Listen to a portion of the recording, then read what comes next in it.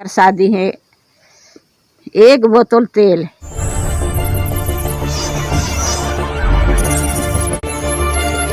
दोस्तों, आज मैं अपने घर अपनी माँ से मिलने के लिए मैं अपनी पत्नी के साथ घर जा रहा हूँ और जाते जाते मुझे माँ की बहुत सारी बातें याद आने लगी। माँ के प्यार की तुलना किसी से नहीं किया जा सकता, क्योंकि माँ का प्यार आसमान से भी ऊंचा है और समुद्र की गहराई से भी गहरा है। बच्चे को दुख दर्द को सहना माँ के लिए कुछ भी नहीं। बच्चे की खुशी के लिए माँ हमेशा ईश्वर से दुआ करती है। जब हम छोटे होते हैं और कहीं गिर जाते हैं, घुटनों में चोट आ जाती है, तब माँ अपने प्यार से थोड़ा सहला देती है। दर्द चला जाता है। माँ के स्पर्श और मीठे बोल में जादू होता है, इसीलिए दर्द फुर्र हो जाता है।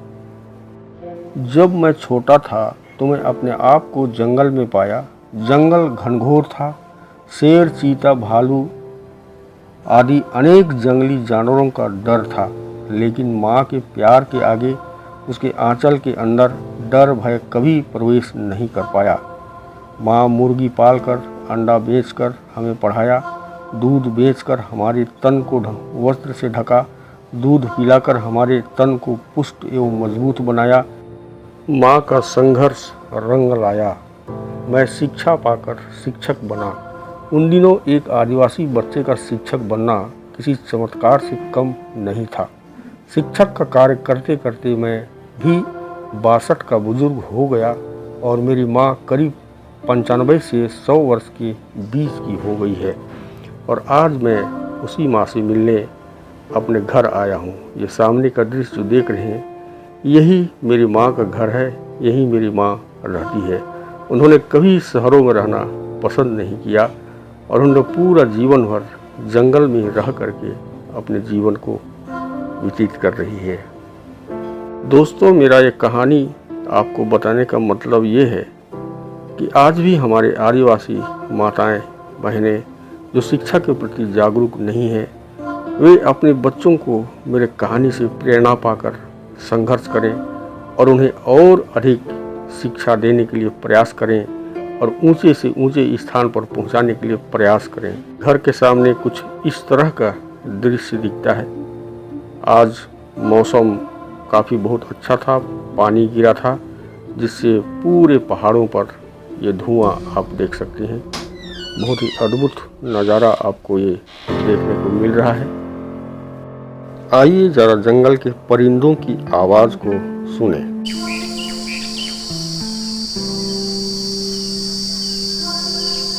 दोस्तों, इसी जंगल में अपना बचपन व्यतीत हुआ और इस जंगल में ही हम लोग अपना दिन बिताते थे। जंगल में बकरी चराना, बैल चराना आदि काम किया करते थे। रहते समय हम लोग अपने हाथों में किताब रखते थे, गिनती, पहाड़ा, कविता। बकरी चराते चराते हम लोग कविता, गिनती, पहाड़ा बोलना और पढ़ना सीख जाते थे। लगभग प्रतिदिन हम अपने खेतों में हल चलाया करते थे। हल चलाने के बाद फिर स्कूल आया करते थे। स्कूल के बाद फिर हम लोग बकरी चराते थे। चूँकि हमारा घर काफ़ी घनघोर जंगल के बीच में था, इसलिए जंगली जानवरों का डर हमेशा बना रहता था। इसलिए जब भी हम छुट्टी के दिन जब जंगल घूमने जाते थे तो हमारे हाथों में धनुष, तीर, कुल्हाड़ी आदि हुआ करता था और हम धनुष भी चलाना जानते थे। धनुष चलाने का एक दृश्य मैं आपको दिखा रहा हूँ। इन जानवरों से बचने के लिए हम लोग हमेशा अपने पास में तीर और धनुष रखा करते थे। भले ही इसका उपयोग हम लोगों ने जानवरों को मारने के लिए नहीं किया। यह है मेरा बचपन का दोस्त अजयदान मिंज, जो गांव में रहता था और हम जंगल में रहते थे, लेकिन एक ही नाम होने के कारण हमें सहिया बैठा दिया गया था। इन्होंने भी हमें तीर चलाने के लिए बहुत कुछ सिखाया।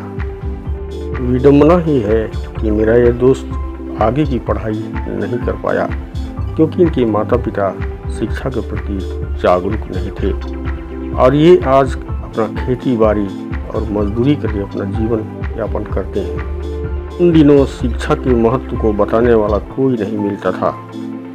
जो कोई भी गांव में बुजुर्ग लोग थे उनका कहना यही था कि पढ़ोगे लिखोगे तो नवाब बन जाओगे, इसलिए तुम खेती बाड़ी करना सीखो, हल बनाना सीखो, हल का औजार बनाना सीखो, मिट्टी ढोना सीखो, खेत बनाना सीखो। बस यही शिक्षाएं दिया करते थे। किंतु विडंबना ही है कि मेरी माँ को शिक्षा के प्रति कहीं से उन्हें ज्ञान मिला और वे हमें पढ़ाने के लिए तन मन और धन पूरा लगा दिया। मानव सभ्यता से कोसों दूर पूरे जंगल में आदिवासी जीवन जीना, जंगली जीवन जीना, जंगल के ऊपर निर्भर रहना, यही हमारी फितरत थी, यही हमारा काम था। ऐसी ही सुंदर नज़ारों को हम प्रतिदिन निहारते थे।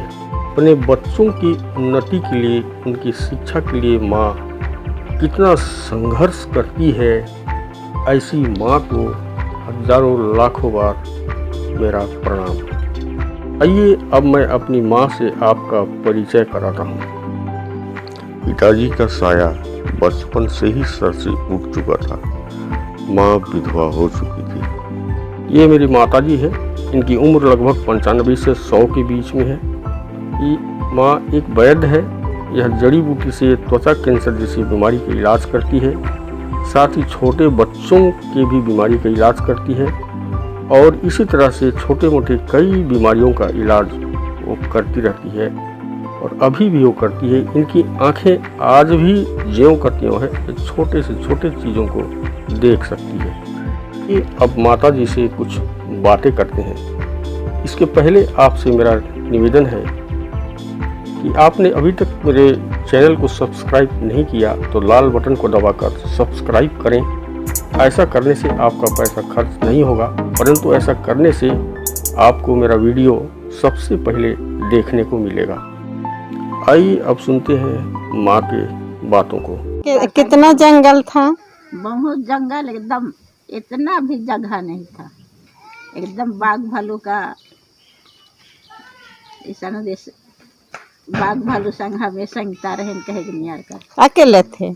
अकेले तो आप लोग अकेले? आप लोग केवल? आप लोग, हाँ तब हमें तो लोग खिला दी। इतना जंगल, इतना जंगल।